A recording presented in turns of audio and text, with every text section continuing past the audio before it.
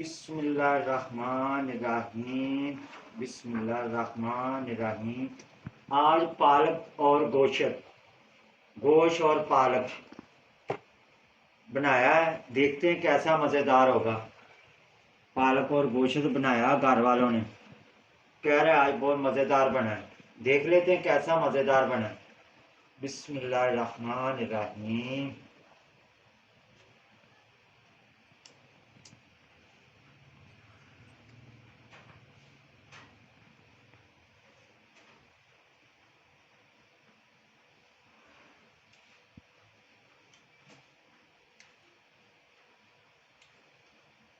वाकई मज़ेदार बना है।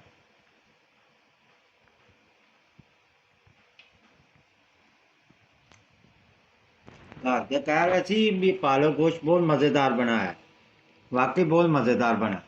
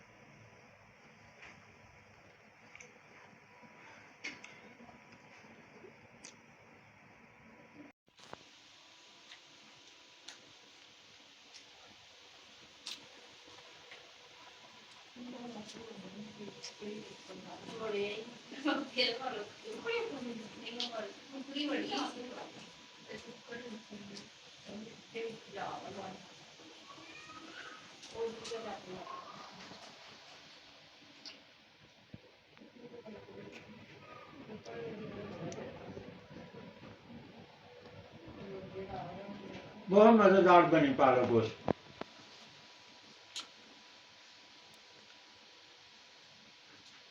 बहुत मज़ा आ रहा है।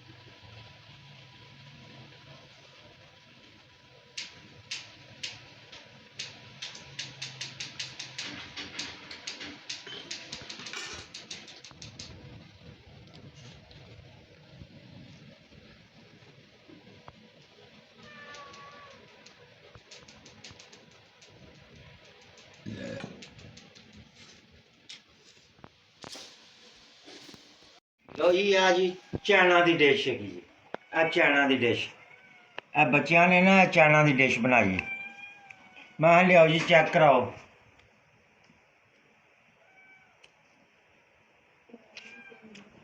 वाह वाह। अब तो गुंजाइश भी नहीं हैगी तो मज़ा भी बड़ा आ रहा। वाह हाँ हाँ हाँ। ये चाइनीज खाना जी।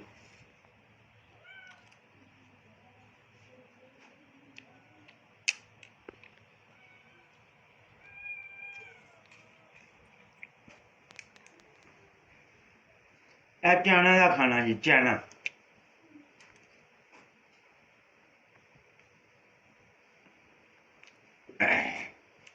ਇਹਦੇ ਨਾਲ पानी पीना पैना।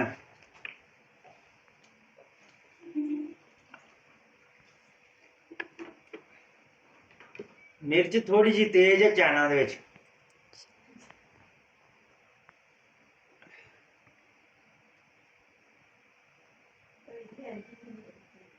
क्योंकि मैं मिर्च बहुत कम खा रहा हूँ।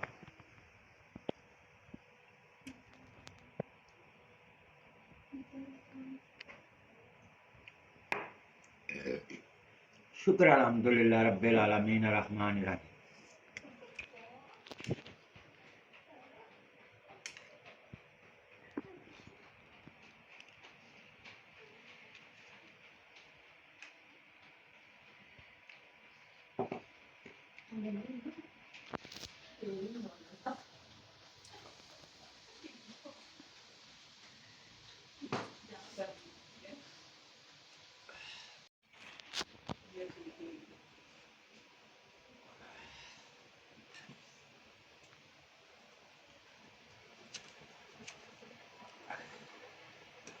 और गुंजाइश नहीं है।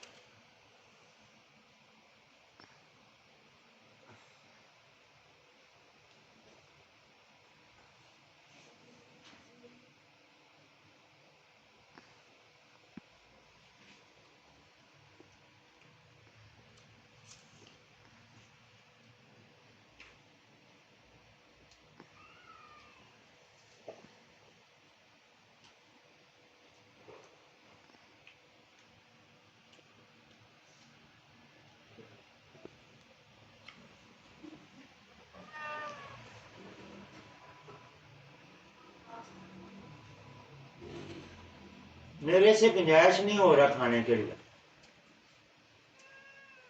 मैं फुल हो गया। मेरी वीडियो लाइक भी करा करो। मेरे साथ आके बैठ के खा भी लिया करो। ओके अल्लाह हाफ़िज़।